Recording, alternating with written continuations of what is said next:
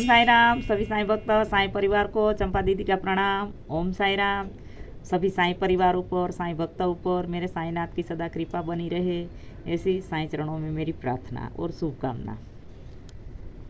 सभी साईं भक्त साईं परिवार अपना ख्याल रखिए, अपना ध्यान रखिए और बाबा में लीन रहिए।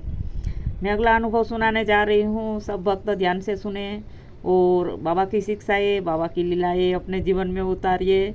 हमें बाबा से मुलाकात करनी है और मैं कराऊंगी। हमारा साईं सामने आएगा, भक्त एक कदम चलेगा, बाबा 100 कदम चलते हैं। ये मेरा अनुभव है। तो सभी साईं भक्त ज़्यादा से ज़्यादा बाबा की जो भी शिक्षाएं लीलाएं हैं, साईं चरित्र का पाठ करते हैं। तो पहला पाठ आपने अध्याय पढ़ लिया है, उसमें बाबा क्या कहना चाहते हैं वो पूरा पढ़ने के बाद फिर वापस उसमें आपको नज़र लगानी है कि क्या किया है बाबा ने, क्या कहना चाहते हैं। फिर वो पाठ के हिसाब से हमें चलना है जीवन में, तब आप बाबा तक पहुंचोगे। तो अगला अनुभव सुनाने जा रही हूँ। साईं भक्त ध्यान से सुनिए और हर भक्त के पास मेरा संदेश, मेरा अनुभव पहुँचे। ज़्यादा से ज़्यादा वीडियो शेयर भी कीजिए। तो चंडीगढ़ की बात है और सरकारी क्वार्टर में मैं रहती थी। और देखो बाबा को इंद्रदेव आसमान में भी कितनी सत्ता चलती है, अभी ये मेरे अनुभव में आपको पता चलेगा। हम सरकारी क्वार्टर में रहते थे और एक दिन बहुत बारिश और तूफान का मौसम हुआ। एकदम मौसम ऐसा हो गया ना। और मेरे पति सुबह ड्यूटी गए थे, तो सुबह से दोपहर तक तो हल्की हल्की बारिश हुई। दोपहर में खाना खाने घर आए और उस टाइम मेरे पास ना मोबाइल है ना हमारे पास कोई गाड़ी है, सिर्फ साइकिल। तो दोपहर में खाना खाने घर आए और हम सब ने खाना पीना खाया। बाबा को पहले थाली भोग लगाया, उसके बाद हमने खाना पीना खाया। और 4 बजे फिर बहुत अंधेरा हुआ, बहुत बुरी तरह अंधेरा हुआ और बारिश शुरू हो गई। और बारिश उस टाइम धीरे धीरे चल रही थी, वहाँ से यूनिट दूर पड़ता था। तो ड्यूटी चले गए और शाम को 7:30 से 8 बजे तक वो घर आ जाते हैं। तो उस टाइम बारिश 4 साढ़े 4 बजे ड्यूटी गए और 5:30 के करीब बहुत ही बुरी तरह बारिश हो रही। इतना तूफान, इतनी बारिश कि बुरी तरह बारिश हो रही है। पेड़ पौधे बहुत गिर गए, ऐसी बारिश, बहुत भयंकर बारिश। और मेरे ज्योति के पापा जो ड्यूटी गए लेकिन शाम को घर नहीं आए, क्योंकि चारों साइड पानी घुटनों से ऊपर है, जा रहा है। और साइकिल लेके वहाँ से कैसे घर आए। सरकारी क्वार्टर में भी कितना कितना पानी जा रहा है। तो वहीं यूनिट में ही रुक गए कि बारिश रुकेगी, थोड़ा पानी उतरेगा, तब मैं घर जाऊंगा। जो गाड़ियाँ वाले जिनके पास गाड़ी थी वो तो चले गए। तो और किसी गाड़ी में भी आ जाते तो सुबह फिर कैसे ड्यूटी जाएंगे। साइकिल ज़रूरी है, इसलिए साइकिल लेके घर आना पड़ेगा। अब मैं थोड़ी देर इंतज़ार किया, 8:30 हुए, 9 हुए, फिर भी ड्यूटी से घर वापस नहीं आए। फ़ोन भी नहीं है कि हम फ़ोन करें, कैसे समाचार मुझे मिले कि कहाँ है। क्योंकि भले ड्यूटी गए हो लेकिन इस तरह तूफान, इस तरह बारिश, तो टेंशन तो होगी। थोड़ी देर तो मैं अपने आप ही सोचने लग गई। फिर मैं बाबा के मंदिर में दौड़ के गई। दूसरे कमरे में बाबा का मंदिर था और मंदिर था, मैं वहाँ गई बाबा को बोलने के लिए। मैं बोली, बाबा आपको जितनी भी बारिश और तूफान करना है ना, कर लेना और करवा लेना, लेकिन आप थोड़ी देर बारिश नहीं रोक सकते क्या? आपको पता नहीं है अभी 10:30 पौने 11 रात के हो रहे हैं, ज्योति पापा ड्यूटी से नहीं आए।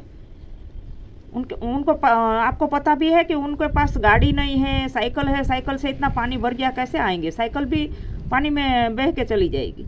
तो आपको थोड़ा ख्याल रखना चाहिए ना कि मेरे परिवार से कोई गया है तो थोड़ी देर बारिश को रुकवा लूँ।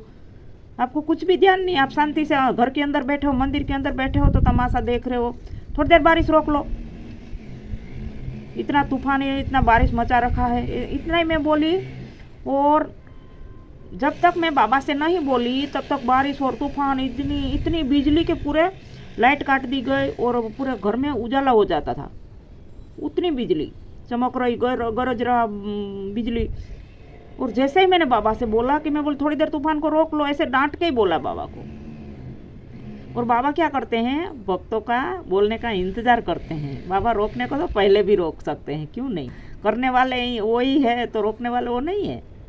लेकिन बाबा चाहते हैं कि मेरा भक्त मुझे बोले, मैं उसके बाद में उनके साथ चमत्कार करूं, तो उनकी श्रद्धा बढ़ जाएगी मेरे ऊपर, उनका विश्वास बढ़ जाएगा।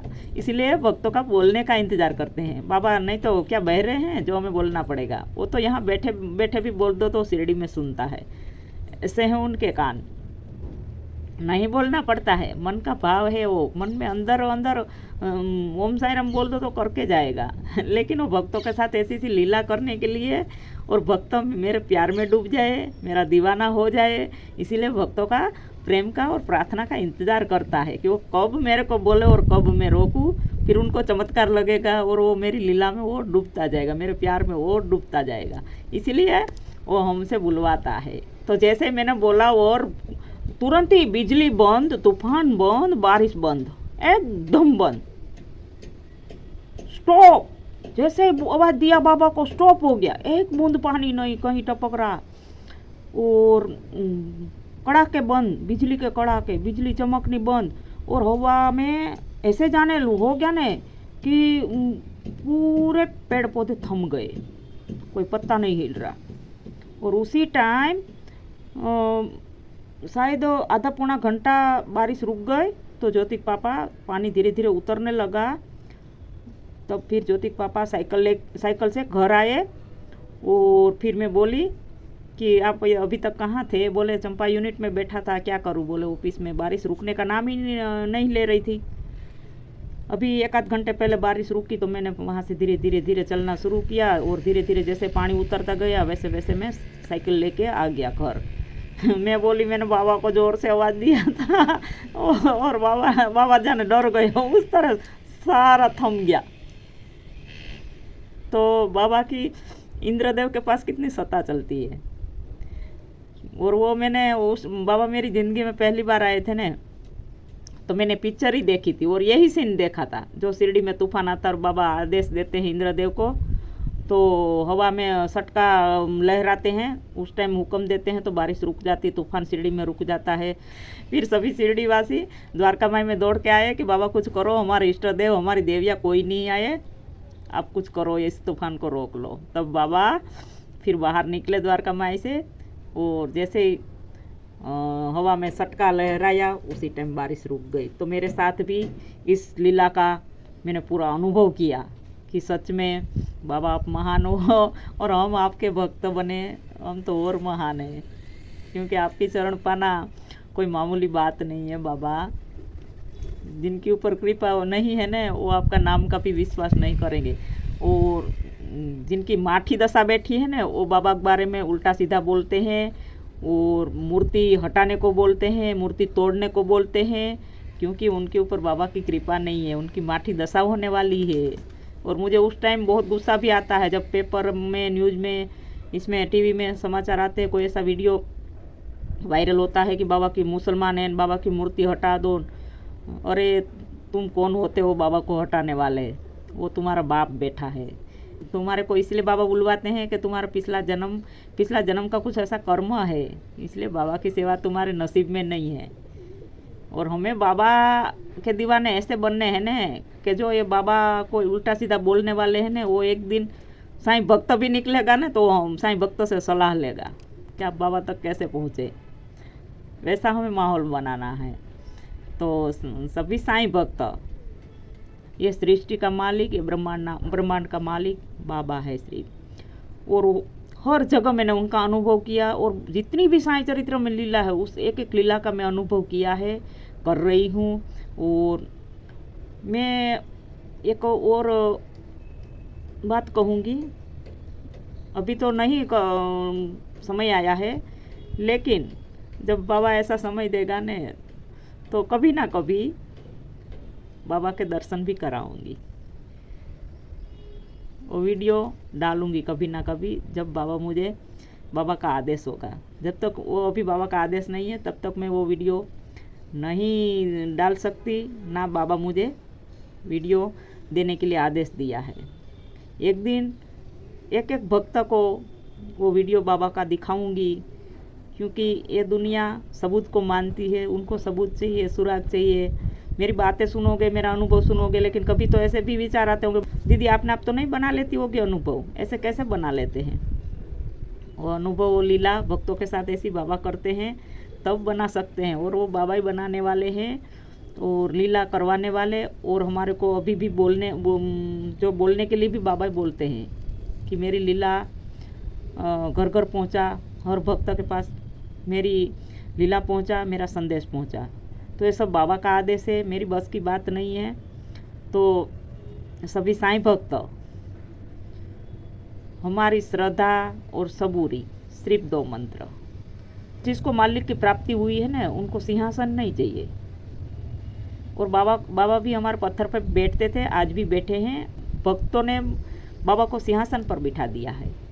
हमारे बाबा तो ऐसे हैं, बाबा नीचे बैठते हैं, भक्तों को सिंहासन पर बिठा लेते हैं। और नानावली को बिठाया था।